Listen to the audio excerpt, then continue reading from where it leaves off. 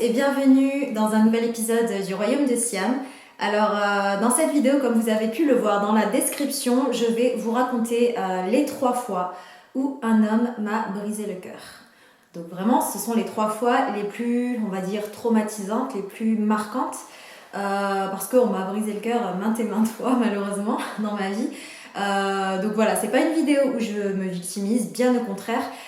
Faut apprendre de ses erreurs. Je pense qu'on a tous et toutes eu le cœur brisé au moins une fois dans sa vie. Donc je vais vous parler de ces expériences que j'ai eues. Cette vidéo risque d'être très très longue, donc je vous préviens. Attrapez un thé ou des pop-corn ou des céréales ou un café ou un coca, je sais pas, mais et venez vous asseoir en face de moi bien confortablement parce qu'il faut que vous écoutiez tout de A à Z. Donc dans un premier temps, je vais vous parler de mes expériences, puis je vais bien souligner les erreurs que j'ai faites et je vous donnerai des astuces pour pouvoir guérir rapidement d'un cœur brisé. Alors comme vous le savez, je suis célibataire depuis bien longtemps et il y a une chose que je ne supporte plus d'entendre. C'est quand on est dans un repas familial ou quand on est avec des gens qu'on n'a pas vus depuis longtemps, qu'on dit alors les amours, machin, et moi je dis célibataire, et que les gens y répondent oh mais je ne comprends pas, t'es célibataire, une si belle fille que toi. Ça c'est le genre de phrase que je ne veux plus entendre. Alors déjà les attributs physiques, je vois pas ce que ça a à voir dans le fait d'être célibataire ou pas. Si je suis célibataire, c'est par choix. Et quand on a de l'expérience, quand on a vécu des choses assez dures, traumatisantes, on va pas mettre notre cœur dans les mains de n'importe qui et on va réfléchir à 2 fois avant de s'engager dans une relation et surtout on va apprendre à connaître la personne très très bien avant de lui laisser l'opportunité de nous blesser. Alors quand je dis n'importe qui, c'est premièrement une personne qui ne mérite pas mon temps pour diverses raisons, que ce soit un menteur, un trompeur, un ghoster qui te donne pas le même taux d'intérêt que toi tu lui donnes, ça non. Une personne comme ça ne mérite pas votre temps. Deuxième chose, je ne peux pas être en couple avec quelqu'un dont je ne suis pas amoureuse à 100%. C'est tout ou rien, je suis quelqu'un d'entier.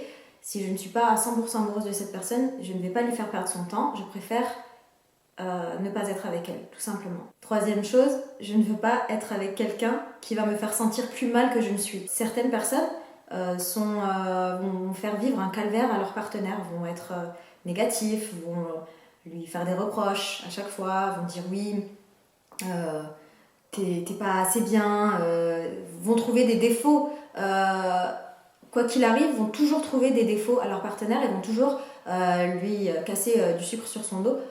Bon, les personnes comme ça, passives-agressives, j'en veux pas non plus. Donc je préfère être heureuse et seule que être malheureuse et en couple. Donc j'ai eu le cœur brisé à plusieurs reprises, comme vous le savez, que ce soit dans la vie personnelle, il n'y a pas que en amour qu'on a le cœur brisé, il y en a en amitié. Dans le travail, par exemple, il y a des ruptures qui nous choquent, on perd des gens qu'on aime. Notre cœur, on l'a brisé de diverses façons. Et il y a une citation qui dit « Une cicatrice veut simplement dire que tu as été plus fort que ceux qui ont essayé de te blesser. » Et quand ton cœur est plein de cicatrices, il est beaucoup plus robuste et accessoirement, il est beaucoup plus méfiant parce qu'il a ressenti la douleur, la cassure, il a eu mal, il sait ce que c'est quand ça fait mal et il va réfléchir à 2 fois avant de s'abandonner dans les mains de n'importe qui. Alors oui, dans cette vidéo, je vais vous parler de ma vie sentimentale pour la première fois. Alors avant de vous raconter comment ces 3 fameux hommes ont réussi à me briser le cœur, on va faire un step back et retourner en enfance pour mieux comprendre mon rapport avec les hommes. Déjà, le modèle familial dans lequel j'ai grandi est le suivant. 2 parents éduqués, ma mère infirmière, mon père prof de fac, qui se sont mariés par amour. Mon père, gentleman, il offrait tout le temps des cadeaux à ma mère, il voulait toujours la surprendre, des parfums, des bijoux. Il était vraiment très très romantique, très gentleman. Ma mère était très très amoureuse de mon père. Je les voyais tous les deux. La façon dont elle le regardait, en fait, ça se voyait qu'elle l'aimait, quoi. Elle l'aimait, elle rigolait à toutes ses blagues. Ils étaient vraiment, vraiment très heureux tous les deux. Et surtout, ma mère, elle parlait toujours de mon père comme si c'était la 3e merveille du monde. Et mon père faisait la même chose avec ma mère. Bien évidemment, ils se disputaient pas mal de fois, parce qu'ils ont 2 caractères très forts. Mais ils se réconciliaient toujours, et c'est toujours mon père qui faisait le premier pas vers ma mère. pour la réconciliation, puis tout rentrer dans l'ordre. À l'âge de 9 ans, j'ai perdu mon père des suites d'un cancer. Il est décédé et ça a chamboulé toute ma vie. J'étais extrêmement proche de mon père. J'étais très proche de mon père. C'est-à-dire que si mon père se disputait avec ma mère elle allait bouder ailleurs, elle partait chez sa mère. Je restais toujours avec mon père, j'étais comme ça avec mon père. Quand il y avait des contrôles à l'école et tout ça, je savais que pour lui les études c'était très important. Je lui ramenais toujours les meilleures notes, je voulais qu'il soit fier de moi.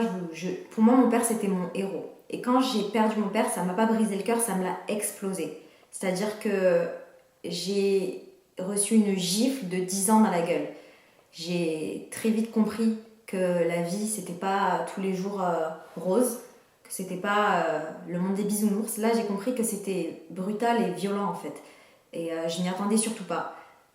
Son cancer, il a été... très ravageur en fait. En un an il était parti et je m'y attendais pas du tout. Je pensais qu'il allait guérir, mais ça m'a vraiment brisé, vraiment. Mon père, c'était un grand monsieur. C'était vraiment j'ai toujours énormément d'admiration pour lui parce que c'est un modèle d'ambition, de pugnacité. C'est quelqu'un, c'est un grand homme. Il parlait 8 langues.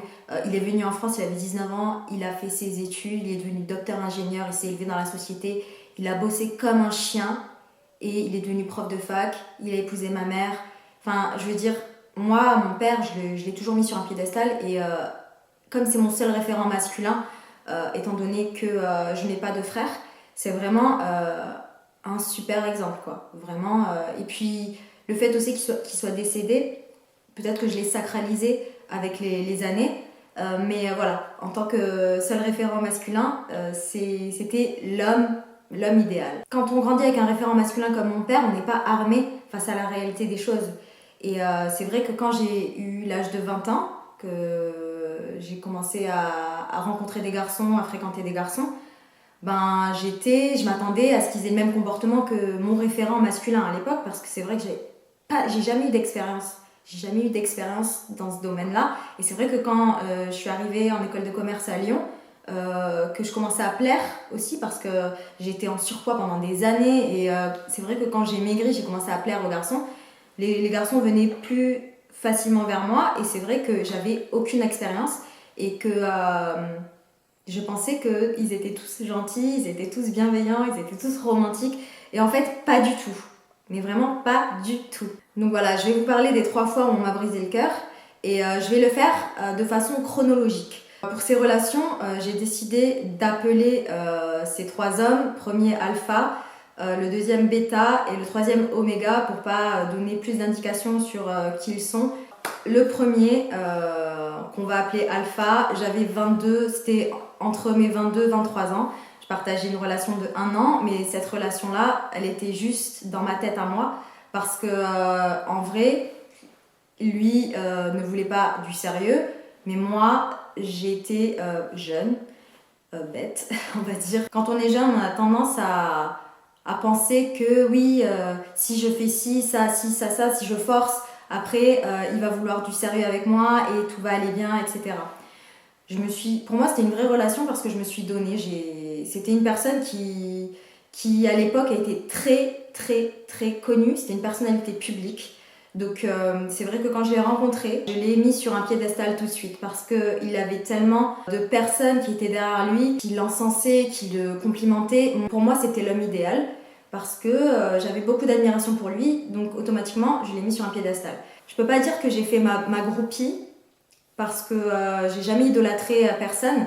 Mais c'est vrai que le fait d'être jeune, alors qu'il est aujourd'hui, je lui aurais même pas donné 5 minutes, je lui aurais même pas donné l'heure en fait, cette personne-là. Mais à l'époque, j'ai accepté beaucoup de choses par manque d'expérience et parce que j'avais envie que ça marche et que j'étais amoureuse, vraiment, j'étais très amoureuse. Donc je les suis partout, à travers la France, c'est-à-dire il me donnait rendez-vous à tel endroit, je venais, j'avais pas d'argent, j'avais pas beaucoup d'argent. Et je prenais mes billets toute seule, alors que lui, il était très confortable financièrement. Je lui ai jamais demandé un sou. Je prenais tout le temps mes trucs, j'allais le voir, J'étais très très très très amoureuse. Cette relation-là a été très toxique, mais elle a quand même duré 1 an. Même un été, je suis partie le rejoindre à Barcelone. J'étais vraiment à fond, et je pensais que si je m'accrochais à lui comme ça, il allait finir par m'aimer et il allait finir par vouloir quelque chose de mieux. Donc l'année passe, donc du coup dans cette relation un petit peu à sens unique, et il y a un événement qui m'est arrivé qui m'a détruit littéralement. C'est-à-dire c'est du même niveau que ce que j'ai eu quand j'ai perdu mon père, mais c'était beaucoup plus tragique. Cet événement dont je parle, c'est le décès de ma sœur. J'ai très mal vécu cet événement. Je crois que c'était tellement tragique et tellement... Je suis désolée, là je repense à ce qui m'est arrivé, c'est dur. Bref, désolée. Quand je repense à cet événement, et moi, juste avant, je savais qu'elle était en réanimation, et à ce moment-là, j'étais à Paris, et je travaillais dans un magasin de fringues de luxe. Je mettais des sous de côté avant les États-Unis parce que j'allais faire mon master aux États-Unis. Et justement, ma mère m'a dit, voilà, Sania, elle s'est fait opérer du foie, il faut que tu viennes et tout pour la voir parce que, bon, ses reins, il y a des petits problèmes à ses reins et tout, ça marche pas très bien et tout, bref. Il faut que tu viennes. Je lui ai dit, ok maman. Juste avant de partir, j'ai vu Alpha, je suis allée le voir pour... il devait partir dans le sud pour enregistrer un morceau avec un autre artiste. Et du coup, on s'est vus. Et quand je suis arrivée, j'ai essayé de lui parler un petit peu de ce qui se passait avec ma sœur et tout ça. Tous ses amis sont arrivés au même moment. Donc voilà, bon, on prend le petit déjeuner. Il me dépose à la gare de Lyon. Et je lui dis quand même, ma sœur, elle est en réanimation, je vais partir et tout. Et du coup... il part à Marseille, moi j'attends 2-3 jours, pas trop de nouvelles. Il m'envoie un message, il me dit comment ça va, et je lui dis ça va pas. Et il me dit ouais, qu'est-ce qu'il y a? Je dis bah je t'ai dit ma soeur. Et là il me dit ah ouais ok courage. Genre ah ouais ok courage. Et j'en attendais plus de lui à ce moment-là. Et je dis quand même, je sais pas, tu pourrais m'appeler, prendre de mes nouvelles, dire voilà, là ma soeur elle est en réanimation, c'est quand même quelque chose de grave. Et je commence à m'énerver sur lui et il répond pas. Donc du coup je le bloque. Le lendemain je prends l'avion et j'arrive à l'hôpital. On va dire que j'arrive et ma soeur venait de décéder 5 minutes avant que j'arrive. Donc là le monde il s'effondre sur moi.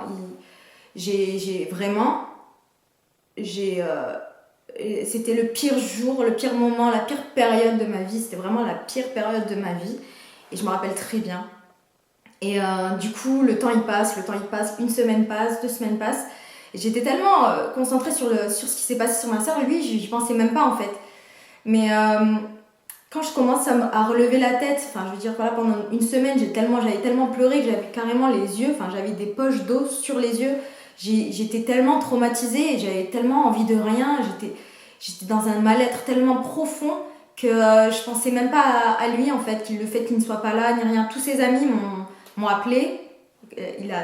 J'en rencontre 3 dans ma tête qui m'ont envoyé un message parce qu'après les gens, forcément sur Facebook, à l'époque il y avait plus Facebook, les gens sur Facebook qui t'envoient des messages, qui prennent de tes nouvelles. De toute façon, une nouvelle comme ça, tout le monde est au courant très rapidement. Ses amis m'appellent, ses amis m'envoient des textos, prennent de mes nouvelles, etc. Et lui, rien du tout. Même pas un coup de fil, même pas un texto. Rien du tout. Il ne m'a même pas appelé, il ne m'a même pas fait ses condoléances. Et quand tu vois que t'as une personne que t'aimes énormément et que, à ce moment-là, je l'aimais, et j'aurais fait des sacrifices, j'aurais tout fait pour lui en fait. Si ça avait été lui qui avait perdu son frère ou sa sœur, je serais partie direct, j'aurais aidé la famille, j'aurais tout fait. Lui, même pas un coup de fil, même pas une fleur, même pas un coup de fil. Donc là, 2 semaines passent et du coup je laisse couler, je laisse. 15 jours plus tard, je reçois un message de lui sur MSN à l'époque. Sur MSN, 3 mots, toutes mes condoléances. 15 jours après. Donc du coup, à partir de ce moment-là, je lui ai envoyé un pavé du style voilà, t'es une merde, t'as pas honte. Enfin bref, je lui envoie un pavé de rupture et là, je coupe les ponts avec lui. 3 mois après, je suis aux États-Unis, je continue mes études et le mec, il passe aux oubliettes. Donc voilà, ça c'est la première fois où on m'a brisé le cœur. Donc du coup, c'est vrai que depuis cet événement, c'est beaucoup plus compliqué pour moi de faire confiance, c'est compliqué pour moi. Je vous cache pas, c'est très très compliqué et c'est vrai que j'ai eu très peu de relations de couple aussi parce que j'ai eu ce traumatisme-là et je donne ma confiance très difficilement parce que j'ai eu ce traumatisme-là. Donc ces casseroles, je les traîne derrière moi depuis des années. Cette personne-là, je l'ai recroisée, j'étais au resto, j'étais au resto avec mes amis et je l'ai recroisée genre peut-être 4 ans après, 4-5 ans après quand je suis revenue sur Paris. Ouais, peut-être 4-5 ans après, je l'ai recroisé. Il était avec une petite copine, il me donnait la main et du coup, il s'est assis 30 secondes à la table à côté de moi. Il m'a très bien vu, j'étais avec mes copines. Il s'est assis 30 secondes, il s'est levé, il s'est barré. Et depuis, jamais d'excuses. Il s'est jamais excusé. Et il avait répondu à mon pavé à l'époque. Il m'avait renvoyé, oui, à chaque fois que tu as un problème, c'est moi le responsable, nanani nanana, comme si c'était mon chien qui venait de mourir, que c'était pas ma soeur, quoi. Enfin, je veux dire, à un moment donné, même ton pire ennemi, il lui arrive quelque chose comme ça, tu peux pas lui souhaiter quelque chose comme ça. Même des amis à qui je ne parlais plus, c'est-à-dire des filles avec qui j'étais en embrouille, elles ont quand même pris leur téléphone et elles m'ont téléphoné, genre une fille à qui je pensais, et d'ailleurs ça nous a réunis cette épreuve, parce qu'elle a quand même, dès qu'elle a eu la nouvelle, elle m'a appelée. Même mon ex que j'ai maudit des années, un de mes ex que j'ai détesté, dès qu'il a su, il m'a appelée. Et il m'a fait ses condoléances. Et le mec que j'aimais ne m'a même pas envoyé une fleur. Ne m'a même pas appelé, rien. Il a fallu 15 jours sur MSN, 3 mots. Voilà.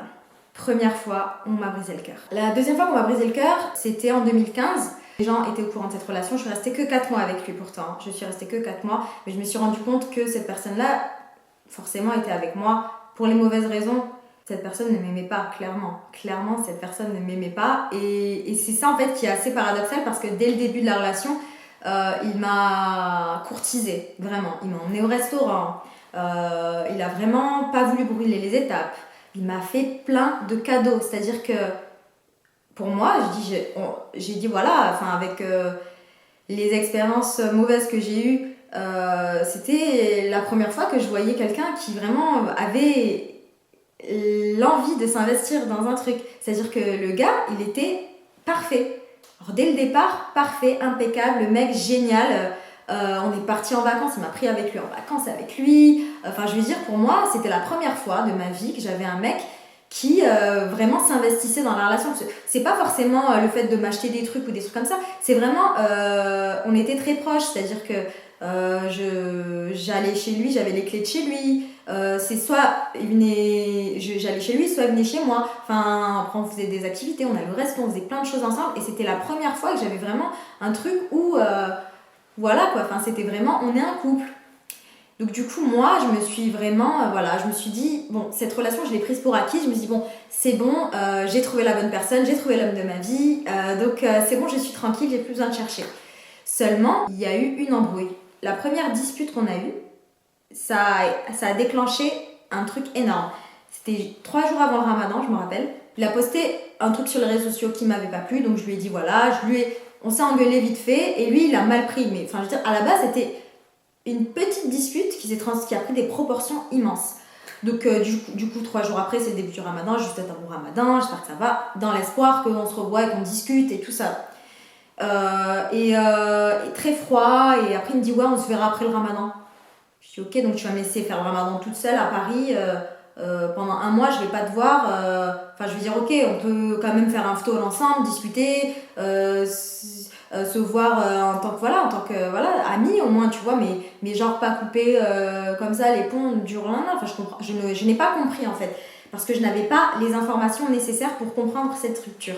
3 jours après, je sais qu'il doit partir en déplacement booking. D'ailleurs, un des bookings, à l'époque, je faisais des bookings moi aussi. C'était une boîte justement que j'avais déjà fréquentée, enfin dans laquelle j'étais déjà allée pour un booking. Et même le patron, je lui ai recommandé mon copain de l'époque pour qu'il le book et tout ça. Et donc du coup après il a fait le booking.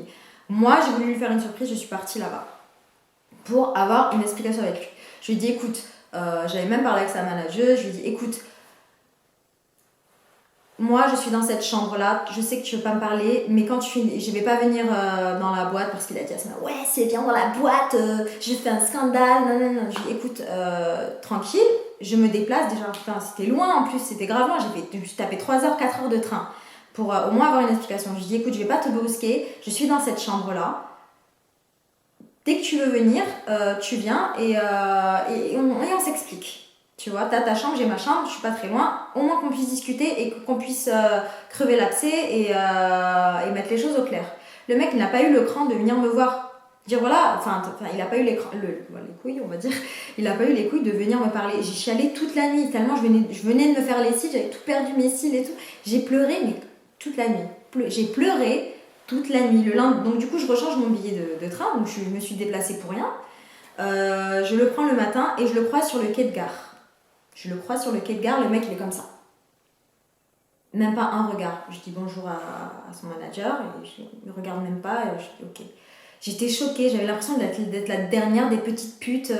J'avais l'impression d'être une petite merde quoi. C'est-à-dire que moi, avec qui tu partages ta vie depuis 4 mois, t'es là, t'es même pas foutu de me dire les choses, tu me croises, tu me dis même pas bonjour, même pas un regard. J'ai rien dit parce que j'avais pleuré toute la nuit, j'avais les boules, j'avais tellement les boules, j'avais un nœud dans le ventre, j'étais tellement énervée. Du coup, on rentre dans le train, forcément, lui il était en première classe vu que c'était le booking VHR, nanana, tranquillou. Moi j'étais en deuxième classe avec les pauvres. Et là je tape un coup de speed, je prends ses clés qui étaient dans mon sac, je fais tout le train jusqu'à la première classe, jusqu'à là où il est assis. Je lui balance ses clés dans la gueule et là j'explose, je l'insulte, je le tape, j'explose. Je dis tu me manques de respect comme ça. Enfin vraiment c'était la grosse dispute. Il y avait des petits vieux, ils me regardaient comme si j'étais une folle. Et après j'ai pleuré.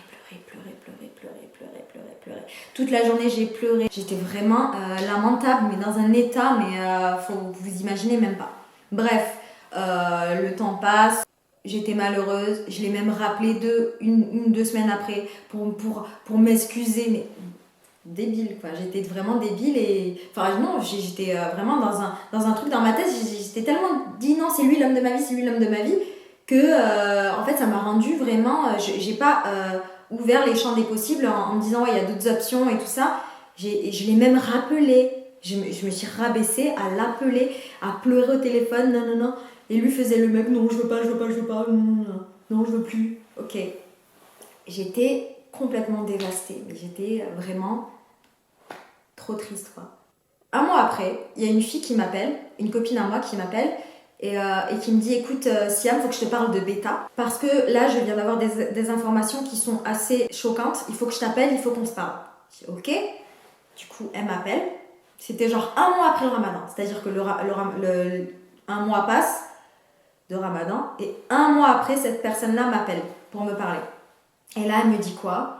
Elle me dit oui, il s'est marié avec une métisse qui habite à tel endroit et qui est enceinte de lui.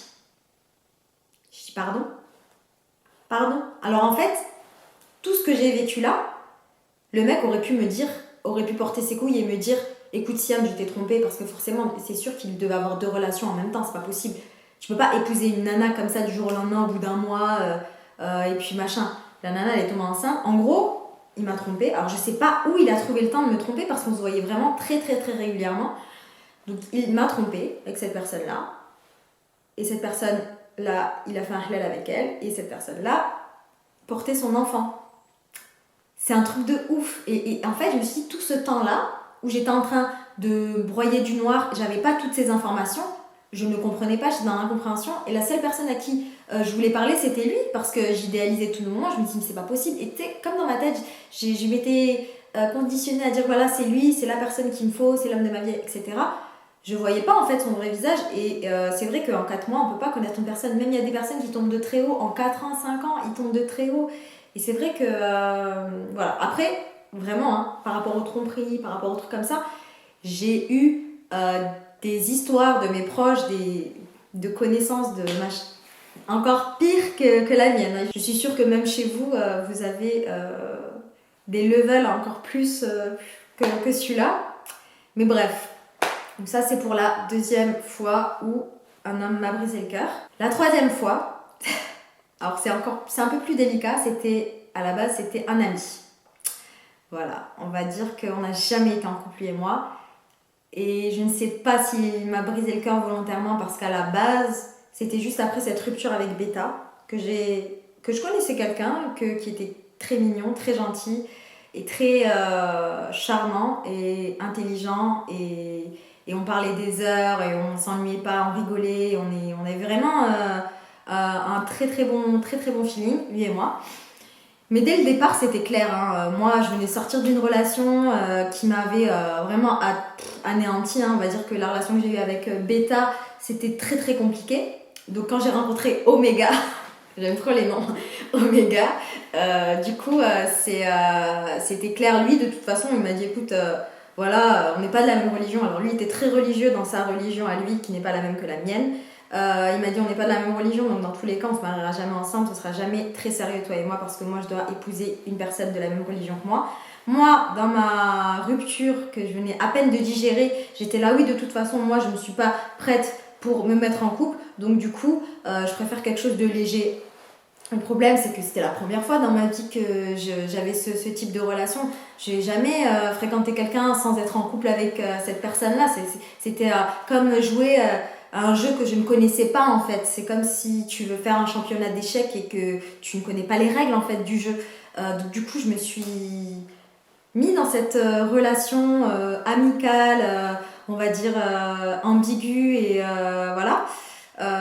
Et ça a duré longtemps. Ça a duré longtemps, très longtemps, des mois.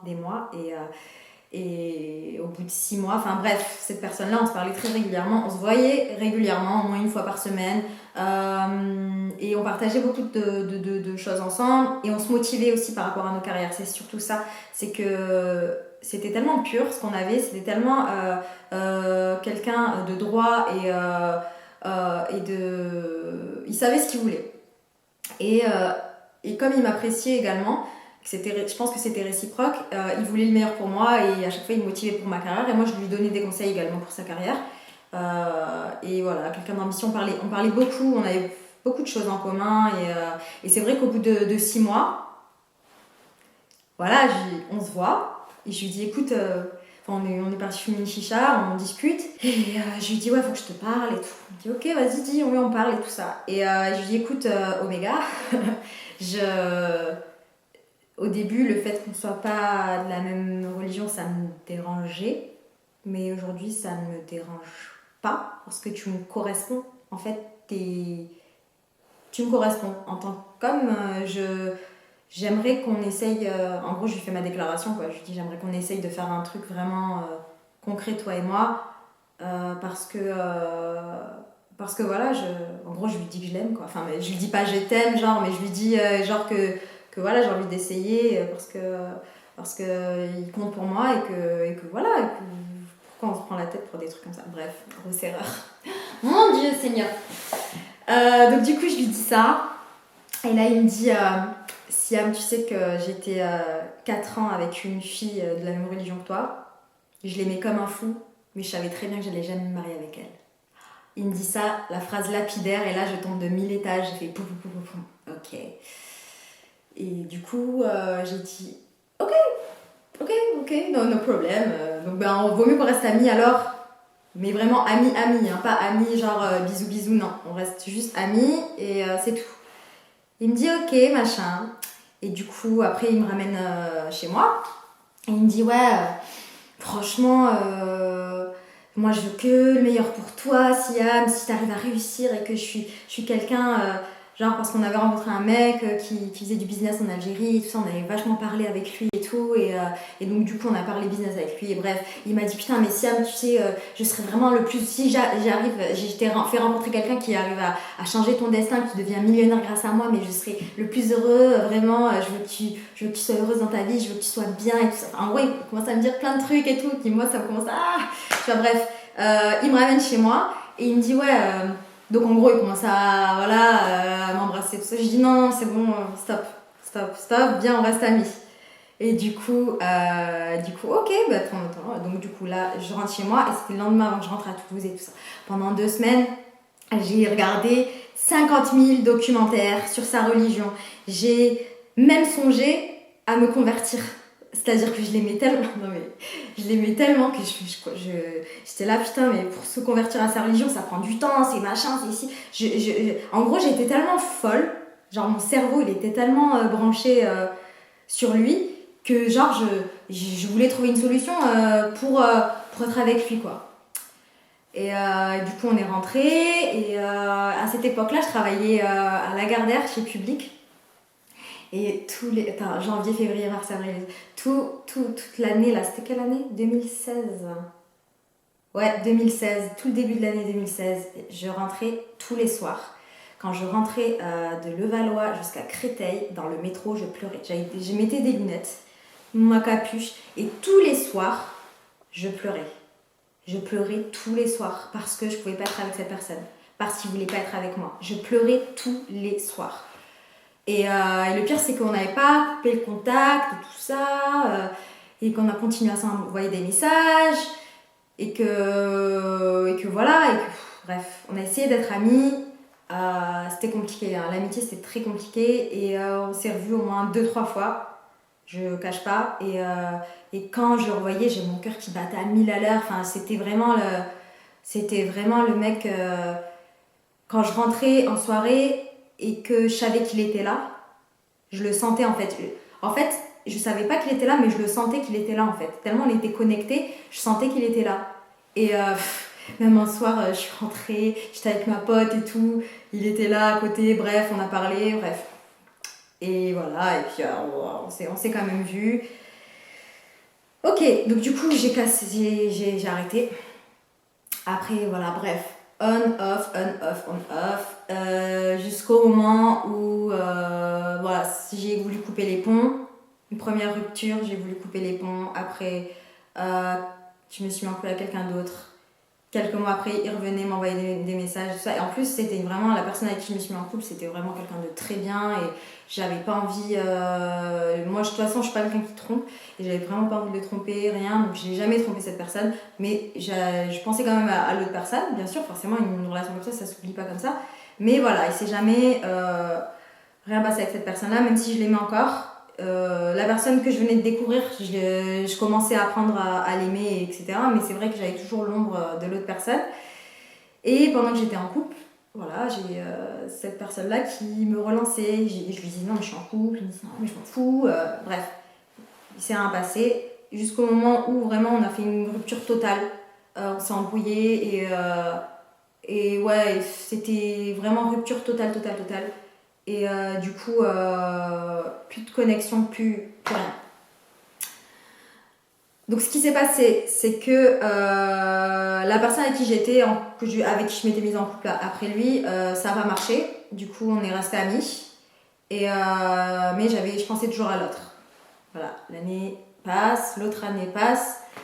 Et 1 an après, qu'est-ce que je vois ? Plusieurs mois plus tard, je vois que commence à s'afficher avec une fille sur les réseaux qui la considère comme sa copine. J'ai fait oula, merde.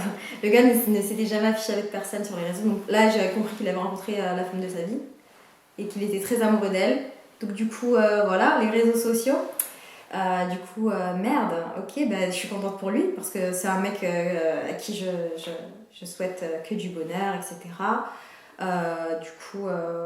Du coup, voilà, c'est comme ça que j'ai appris que c'était vraiment officiellement terminé parce qu'il avait rencontré la femme de sa vie. Et 1 an après, il se marie avec elle et là, ils ont eu un enfant. enfants. Et voilà. Et donc du coup, voilà, il m'a quand même brisé le cœur, sans le vouloir, parce que j'étais très affectée par cette histoire. Mais malgré tout, c'est une personne à qui je souhaite que du bonheur, qui mérite beaucoup de bonheur. Parce que dès le départ, on savait que c'était pas... Si je tombe amoureuse de lui, c'était malgré moi en fait. Et même si je sais pas, je pense pas que c'était réciproque à mon stade. Mais dans tous les cas, il y avait la barrière de la religion et on pouvait pas être ensemble. Et ça m'a rendue, en tout cas, ça m'a rendue très malheureuse cette histoire. Et voilà, et donc j'ai survécu, je suis passée à autre chose. Et ça a été difficile, ça a été long. En fait, le process pour l'oublier, ça a été très très très très long et très difficile. Les erreurs que j'ai faites. Alors, dans la première relation avec Alpha, quand j'avais 22 ans, je crois. Ouais, quand j'avais 22 ans, première relation avec Alpha.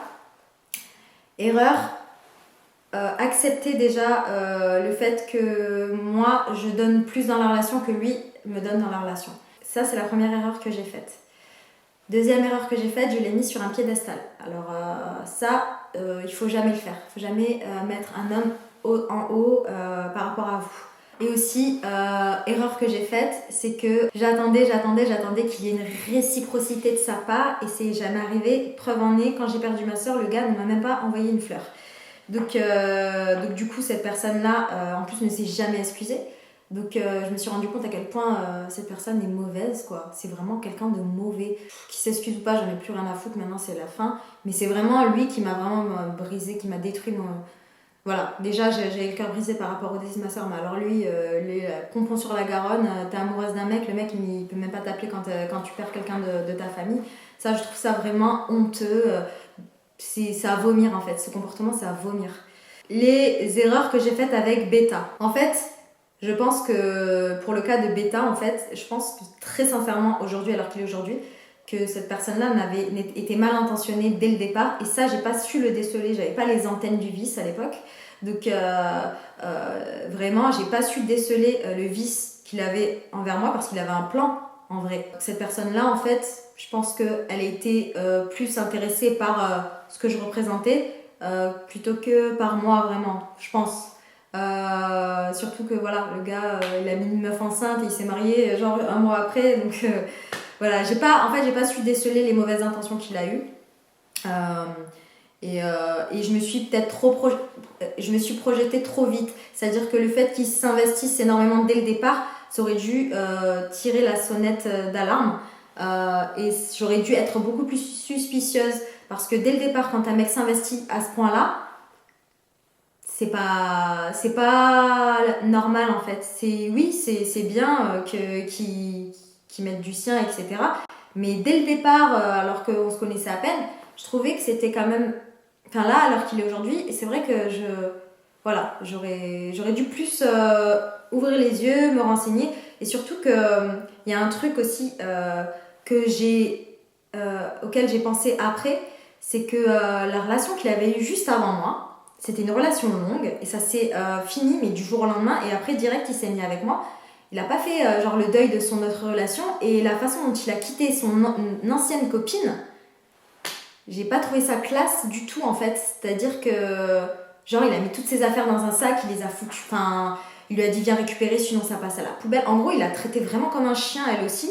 J'ai jamais eu l'occasion de parler avec cette fille mais c'est vrai qu'il l'a maltraitée elle alors qu'il avait vraiment une relation longue en fait. Et juste après il s'est mis avec moi et juste après moi il a épousé une nana et d'ailleurs je crois qu'ils sont plus ensemble d'après ce que j'ai entendu. Je me renseigne pas sur sa vie, j'en ai rien à foutre de sa vie, il peut crever la bouche ouverte que j'en ai rien à foutre et je suis désolée de dire ça, je souhaite le malheur à personne mais je suis devenue après ce que j'ai vécu avec ma soeur et tout ça, je suis devenue très très rancunière. Voilà, je suis pas quelqu'un de parfait, mais très honnêtement, les gens qui me font du mal, qui ont foncièrement voulu me faire du mal, je leur donne même plus l'heure. Donc voilà, j'aurais dû plus me méfier de lui, voilà, et ne pas me projeter aussi rapidement dans le style ouais c'est l'homme de ma vie. En fait, je me suis trop enflammée vite parce que c'était un truc que j'avais envie dès le départ. Et pour le dernier, pour Omega, les erreurs que j'ai faites, c'est que j'ai voulu jouer à un jeu que je ne maîtrisais pas. C'est-à-dire que je voulais, à la base c'était une relation de pansement, je venais de sortir d'un truc, c'était un truc léger. Et en fait, j'ai commencé à rentrer dans une relation qui, à la base, ne me convenait pas, mais qui était tellement... comment dire, c'est comme quand tu fais un petit marathon, et que t'es fatigué. Lui, en fait, cette relation, c'était genre la voiture avec, que je pouvais prendre pour me reposer, la voiture avec, avec la chicha, avec le thé, les pop-corn. Et en fait, quand j'étais dans cette voiture, je me sentais bien. Et quand je quittais cette voiture, il fallait que je recours, en fait. Et que, voilà, il était fatigué. Donc, bref, je sais pas si cette métaphore, elle est adaptable. Bref, j'ai joué un jeu auquel je ne connaissais pas les règles. Faut pas jouer avec le feu parce qu'on se brûle. Et là, je me suis bien brûlé les ailes. Alors pour conclure cette vidéo, cette longue vidéo, je vais vous donner des astuces pour guérir d'un cœur brisé. C'est pas facile. Si chez toi tu me regardes et que tu souffres parce que tu as vécu une relation qui t'a vraiment brisé le cœur, écoute bien ce que je vais te dire maintenant. Ce que tu vas faire, c'est que tu vas te redéfinir en toi en tant qu'être humain, individuellement et socialement. C'est-à-dire tes objectifs individuels, ton purpose, tes ambitions dans la vie. Il faut que tu redéfinisses toute ta vie, ton futur, que tu fasses la liste des choses que tu as envie de faire. Si tu reprends-toi en main, si tu as envie de te reprendre en main, faire du sport, perdre du poids, il faut que tu te recentres sur toi et que tu te fasses du bien. Et socialement, il faut que tu connectes avec tes amis, que tu sortes. Bon là, confinement c'est un peu compliqué, mais bon, il y a les réseaux sociaux, donc tu peux garder contact avec tes amis si tu as besoin. Mais vraiment, même quand on soit en confinement, ça tombe bien parce que là, c'est une période où tu vas te recentrer sur toi, sur tes objectifs de vie, tu vas refaire ton plan de vie en fait, et tes ambitions et tes objectifs de cette année. Ce que je te donne comme conseil, c'est si tu quittes une relation, t'as le cœur brisé, ne te relance pas à corps perdu dans une autre relation parce que en fait, regarde, ton cœur, il est en entier. Quand tu as perdu la moitié de ton cœur à cause d'une autre relation, il te reste une moitié de cœur. Il va falloir que tu remplisses l'autre moitié par toi-même pour pouvoir être heureux et bien dans tes baskets, toi, tout seul, avant de rencontrer une autre personne. Parce que si jamais tu n'as qu'une moitié de cœur et que tu vas dans une relation en espérant que l'autre comble ton cœur, tu vas toujours avoir un manque. Et cette personne-là, si elle n'atteint pas tes objectifs, tu vas toujours te trimballer avec une moitié de cœur. C'est un peu bizarre l'explication, mais j'espère que tu as compris. Il faut que tu arrives à être heureux célibataire avant de te lancer dans une relation. Alors des recherches sur le cerveau démontrent que le sevrage d'une relation sentimentale active les mêmes mécanismes que le sevrage d'une addiction. Par exemple à la cocaïne, à la nicotine, c'est exactement les mêmes récepteurs qui sont activés dans votre cerveau. Donc forcément quand vous êtes en manque, vous allez chercher vers cette personne qui vous a donné tant de bonheur, qui vous a fait sourire, rigoler. Quand vous êtes en manque et vous êtes déprimé, chez vous, vous avez directement le réflexe d'aller vers cette personne qui vous a fait sourire et qui vous a donné tellement de bonheur. Mais ça, en fait, il faut oublier. Et il faut faire une liste de toutes les choses que cette personne vous a faites.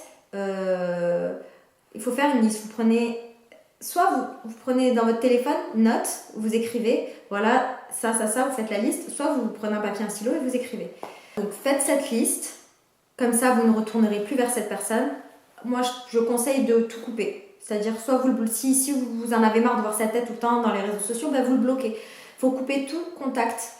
À part, bien sûr, quand vous avez des enfants, c'est plus compliqué avec cette personne. Donc là, bien sûr, il faut le considérer comme le père de vos enfants. Mais vous faites quand même cette liste des raisons pour lesquelles vous ne retournerez pas avec cette personne. Et au lieu de substituer cet homme ou cette femme par une autre personne, eh bien non, vous la substituez par vous et vous vous mettez en premier. Et vous faites vos objectifs. Faites du sport, sortez, prenez l'air. Si vous avez envie de challengez-vous. C'est-à-dire que si vous aviez toujours rêvé d'apprendre le japonais, je sais pas, je sors une connerie, ou de partir en voyage, prévoyez des choses en fait.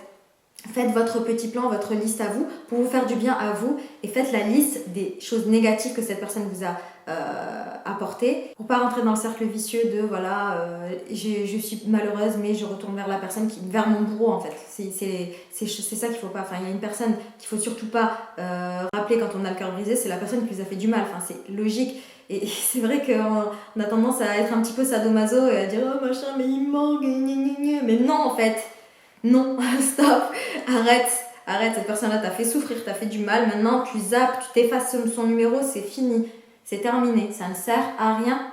Voilà, ce qui appartient au passé reste au passé et toi, t'es au présent, tu vas t'occuper de toi et tu vas penser à ton futur. Et une fois que tu seras bien dans ta tête, que tu seras plus déprimé, que tu seras heureux et heureuse par toi-même, là tu seras à même de rencontrer la bonne personne et je suis sûre que cette personne sera incroyable pour toi et que vous partageriez un bonheur tous les deux. Et c'est pour ça que, comme je reviens à ce que j'ai dit en début de vidéo, le célibat, c'est pas une mauvaise chose. Si vous avez atteint le point de non-retour avec une personne et que vous avez eu une rupture et que vous savez que cette personne, elle n'est pas bonne pour vous, elle est négative pour vous et que c'est terminé, il faut prendre cette rupture comme une bénédiction en fait. Moi, quand je regarde en arrière et que je vois mes expériences passées, mais je suis tellement reconnaissante, mon Dieu, merci mon Dieu, que j'ai pas continué avec ces personnes-là en fait. Par exemple, pour Beta, le fait que voilà, j'apprenne qu'il ait une femme, qu'il soit marié, tout ça, qu'il ait eu un gosse et que machin. Mais imagine, j'aurais eu un gosse avec lui, mais mon Dieu, mais quel calvaire en fait. Je remercie bon Dieu que cette personne est sortie de ma vie. Je suis tellement reconnaissante en fait. Et pareil, toutes les fois où vous avez eu le cœur brisé, mais soyez reconnaissant d'avoir appris et que ces mauvaises personnes soient sorties de votre vie. C'est très très important. Il faut prendre ça comme une bénédiction et une opportunité de vous recentrer sur vous-même et d'être heureux grâce à vous-même. Je vais terminer cette vidéo avec une citation de Paulo Coelho sur la solitude. Je vous mets la citation avec une petite illustration de Sanaka Blog que j'aime beaucoup, elle la suit sur Instagram. Sans la solitude, l'amour ne restera pas très longtemps à tes côtés, parce que l'amour a aussi besoin de repos pour pouvoir voyager dans les cieux et se manifester sous d'autres formes. Sans la solitude, aucune plante ou animal ne survit, aucune terre n'est fertile très longtemps. Aucun enfant ne peut apprendre la vie, aucun artiste ne peut créer, aucun travail ne peut grandir et se transformer. La solitude n'est pas l'absence de compagnie, mais le moment où notre âme est libre de converser avec nous et de nous aider à décider de nos vies. Alors que soient bénis ceux qui ne redoutent pas la solitude, qui n'ont pas peur de se tenir compagnie, qui ne cherchent pas désespérément une occupation ou un amusement ou quelque chose à juger. Donc voilà, n'ayez pas peur d'être seul. Voilà, comme je l'ai dit en début de vidéo, si je suis célibataire, c'est par choix, c'est que j'ai pas encore rencontré l'homme qui mérite mon temps, on va dire. Et comme j'ai beaucoup souffert, je fais très très attention à qui je donne du crédit. Et je pense que c'est important de se donner une valeur, en fait, d'être quelqu'un de valeur et d'avoir des standards qui sont assez importants parce que on peut pas se contenter d'une relation médiocre. Autant rester seul et être heureux célibataire que d'être dans une relation qui ne nous convient pas et de se mentir à soi-même et puis voilà, puis de pas être heureux justement. Alors si vous rencontrez quelqu'un qui vous rend heureux, gardez bien cette personne. Mais si cette personne-là ne vous rend pas heureuse, posez-vous des questions. Sur ce, je vous fais plein de gros bisous et je vous souhaite un très bon confinement. Restez bien chez vous et portez-vous bien. Allez, salut!